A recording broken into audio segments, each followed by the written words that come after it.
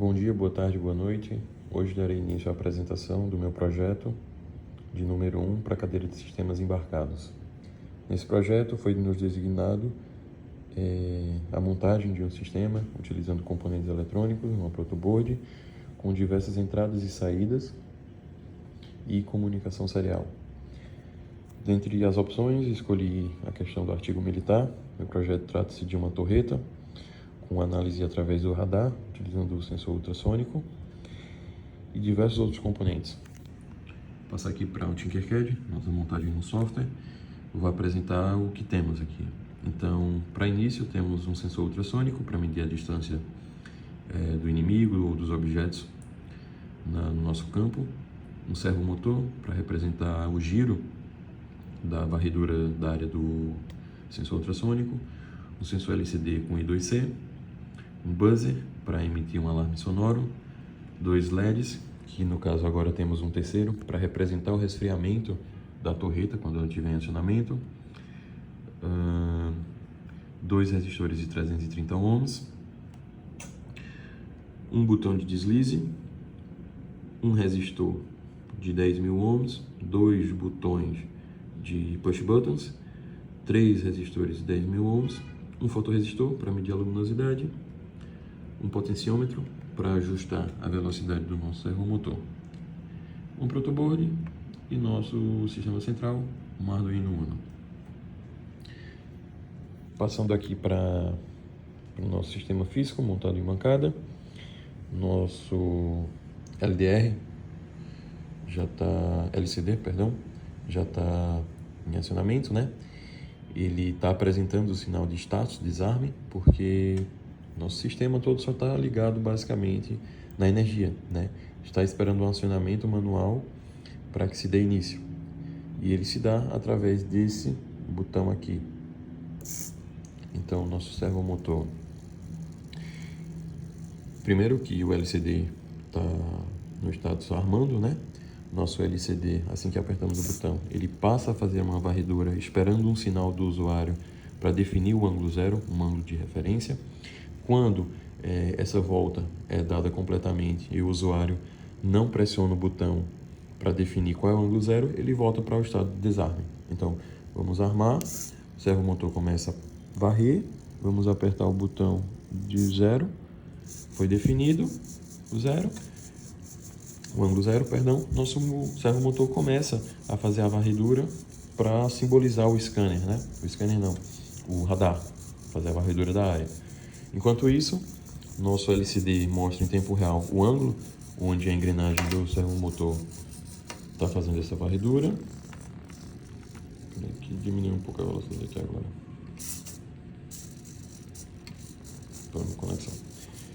Mostra o ângulo e também a distância do alvo em centímetros, de acordo com o nosso fotorresistor.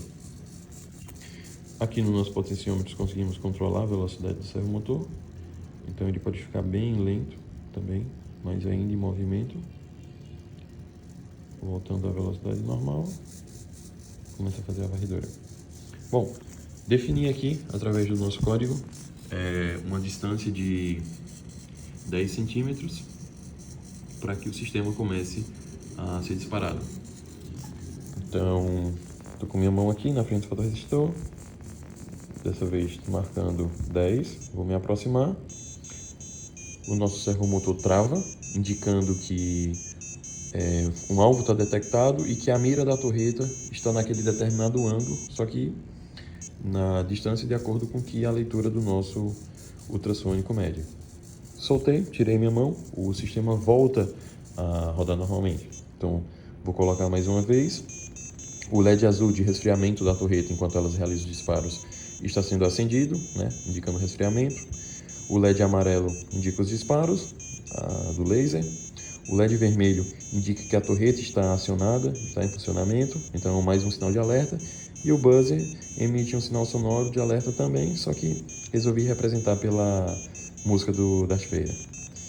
Então, afastando a mão, você pode ver que a distância no ultrassônico vai mudando. Tirando a mão, tudo volta a funcionar. O nosso radar volta a fazer a varredura e nossa torreta volta a se movimentar livremente. Nosso terceiro botão representa o acionamento manual. Então, independente da distância e do ângulo que o nosso alvo tiver e o operador quiser fazer o disparo, ele vem nesse botão e pressiona. Só um mau contato, mas ele vem nesse botão e pressiona. Então tudo funciona normalmente, manualmente. Temos mais algumas opções, falando em comunicação serial.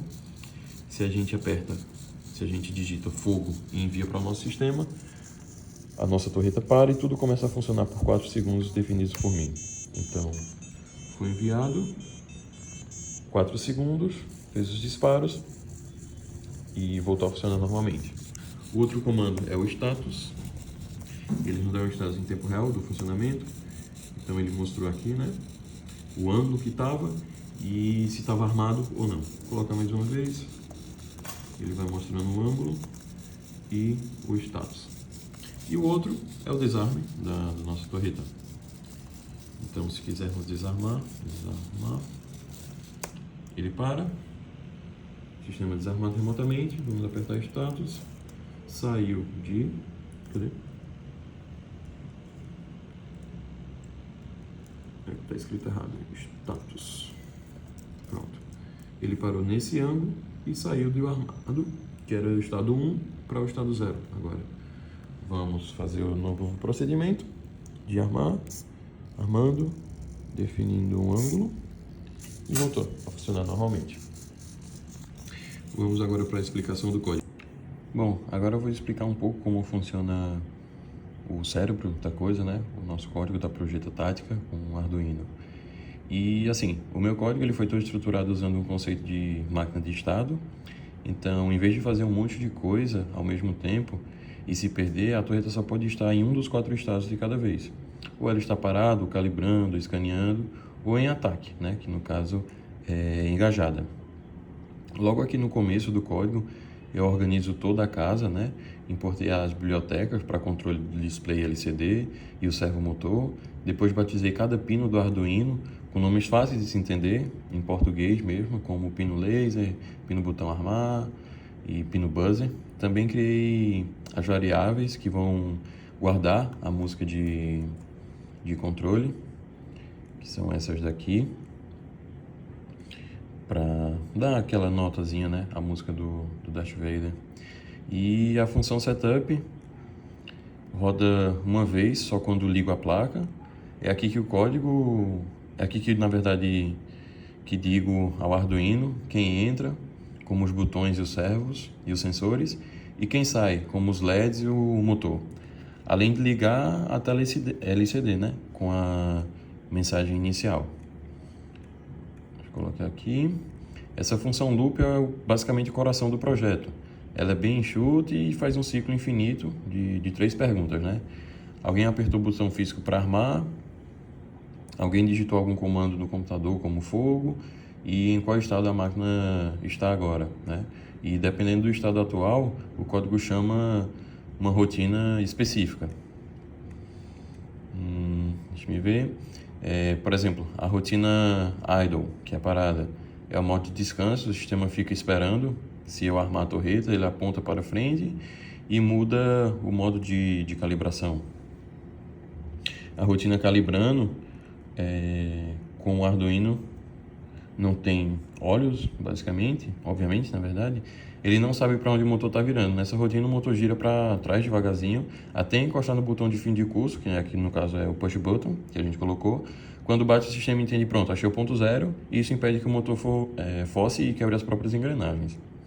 Rotina de scan, aqui o modo de vigia, o motor faz o movimento de vai e vem de 0 a 180 graus, né, enquanto gira.